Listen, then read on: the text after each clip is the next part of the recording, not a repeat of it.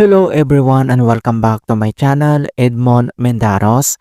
And for today's quick tutorial, I'm going to show you guys on how to resolve if you're coming across an issue on Windows when attempting to run PowerShell and it says that Windows cannot find a PowerShell.exe. Make sure you type the name correctly and then try again. Kung paano ba natin ito i-fix, and without further ado, and let's go ahead. So the first solutions we will do is to make sure your Windows PowerShell is enabled. Kung paano ba yan natin gawin, all you have to do is to press the Windows key plus letter R on your keyboard. Pagsabayin mo lang yan and pop up itong run. So dito lang sa box ay kailangan lang natin i-enter yung command keyword na control.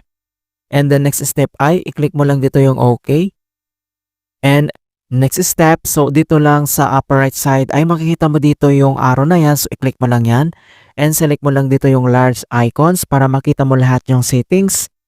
And then next step ay kailangan mo lang i-select dito yung programs and features. So i-click mo lang yan. At dito lang sa left side menu and select mo lang dito yung turn Windows features on or off. So i-click mo lang yan. And dito sa Windows features on or off, so kailangan lang natin i-locate dito yung Windows PowerShell. So kailangan mo lang mag-scroll down and i-locate mo lang dito yung Windows PowerShells. So dapat ay naka-enable dito or naka-check yung box. So naka-check yan and then i-click mo lang dito yung plus signs. So same, dapat naka-check tong box. O ibig sabihin ay naka-enable po siya and then i-click mo lang dito yung OK. Alright, so after dito, and the other solution na pwede natin gawin is to create a desktop shortcut for PowerShell. Kung paano ba yan natin gawin, all you have to do is to open up on the search menu. And dito sa search for app, so type mo lang dito yung File Explorer. And then click mo lang dito yung open. And once na open mo na tong File Explorer, so dito lang sa left side menu, select mo lang dito yung this PC. At dito sa right side, dito lang sa devices and drives. So i-select mo lang dito yung ating C drive. So select and double click. And then kailangan natin itong i-locate or select lang natin dito yung Windows. So same, select and double click. And then next step ay kailangan natin i-locate dito yung SYS Wow64. So scroll down ka lang at hanapin natin dito yung SYS Wow64. So same, select and double click. And then kailangan lang natin ditong i-locate yung PowerShell. So scroll down at hanapin natin dito yung PowerShell. So once na-locate mo na dito yung Windows PowerShell, so ang gagawin natin dito is select and double click ulit. And then makikita mo na dito yung B1.0. So ang next step ay kailangan mo lang ulit itong i-select and double click.